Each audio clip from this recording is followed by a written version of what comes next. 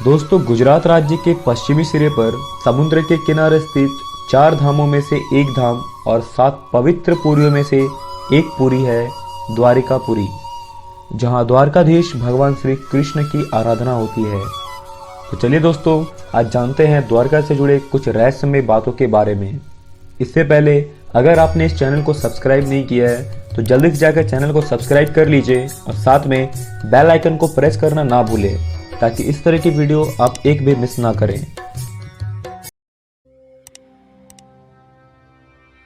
दोस्तों, गुजरात के काठियावाड़ क्षेत्र में अरब सागर के द्वीप पर स्थित है श्री कृष्ण की नगरी द्वारकापुरी।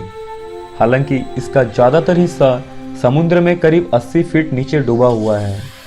द्वारकापुरी का अपना एक धार्मिक, पौराणिक और ऐतिहासिक महत्व है। दोस्तों, द्वारकापुरी की खोज के बाद ऐसा पहली बार हो रहा है जब आप समुद्र के नीचे जाकर श्री कृष्ण की नगरी देख सकते हैं। हालांकि इसके लिए पहले ट्रेनिंग लेनी होगी, क्योंकि समुद्र में इतनी गहराई तक जाना कोई सरल काम नहीं है। दोस्तों, द्वारकापुरी से जुड़ी कई कथाएं प्रचलित है कि कैसे श्री कृष्ण की नगरी समुद्र में डूब गई। द्वारकापुरी के 3 भाग समुद्र में डूबे हुए हैं। द्वारकापुरी के कई द्वार हैं। इसके सिर्फ एक भाग ही, जिसे बेट द्वारका कहते हैं, समुद्र में बने टापू पर मौजूद है। दोस्तों, इस द्वार से जुड़ी एक कहानी है। कहते हैं कि मीराबाई यहाँ श्री कृष्ण से मिलने पहुंची थी। उस वक्त श्री कृष्ण ध्यान में थे। इस पर मीराबाई उनकी मूर्ति में समा गई थी। इसी जगह पर गोमती, कोशावती और चंद्रभागा नदी का संगम है। यहाँ एक बड़ा रहस्य है दोस्तों, जिसे आज तक कोई नहीं समझ पाया।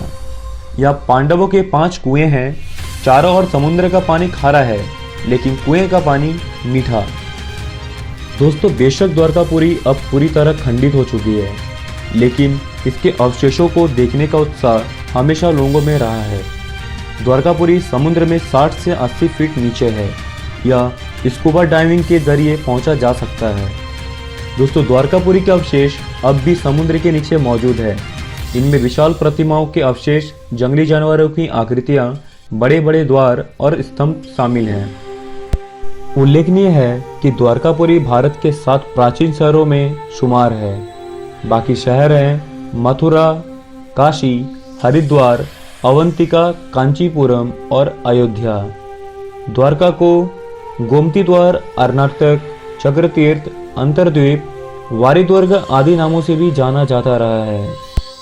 दोस्तों, पौराणिक कहानियों के अनुसार श्री कृष्ण ने करीब 36 साल तक द्वारका पर शासन किया। ब्रजनाभ यदुवंश के अंतिम राजा थे। हालांकि वे कुछ साल तक ही द्वारकापुरी में रहे। इसके बाद हस्तिनापुर चले गए। जब तक द्वारकापुरी की खोज नहीं हुई थी, तब तक महज एक कथाओं में जीवित रही। सबसे पहले वायुसेना के पायलटों की इस पर नजर पड़ी। इसके बाद राष्ट्रीय समुद्र विज्ञान संस्थान ने सोनार टेक्निक से समुद्र के अंदर जाकर करीब 4000 वर्ग मीटर क्षेत्र में अपनी रिसर्च शुरू की। तब वह द्वारकापुरी के अस्तित्व का पता चला। वहाँ से लकड़ी, पत्थर और हड्डियों के हजारों साल पुराने अवशेष मिले थे। माना जाता है दोस्तों कि ये अवशेष महाभारत कालीन हो सकते हैं। कहते हैं कि धृतराष्ट्र की पत्नी गांधारी और ऋषि दुर्वासा ने यदुवंश के नष्ट होने का श्राप दिया था। एक मान्यता है दोस्तों कि द्वारकापुरी एक नहीं 6 बार समुद्र में डूबी। वर्तमान में जिस द्वारकापुरी का अस्तित्व मिलता है वह 7वां शहर है।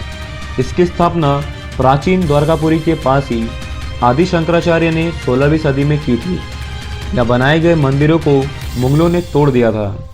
एक मीडिया रिपोर्ट के अनुसार दोस्तों 1963 में सबसे पहले डेक्कन कॉलेज पुणे के डिपार्टमेंट ऑफ आर्कियोलॉजी और गुजरात सरकार ने मिलकर द्वारकापुरी पर रिसर्च शुरू की थी।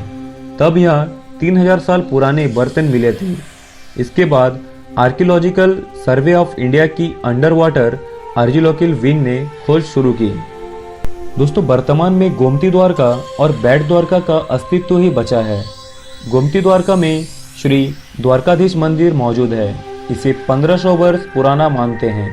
यह मंदिर 7 मंजिला है और इस मंदिर के आसपास समुद्र का पानी भरा है।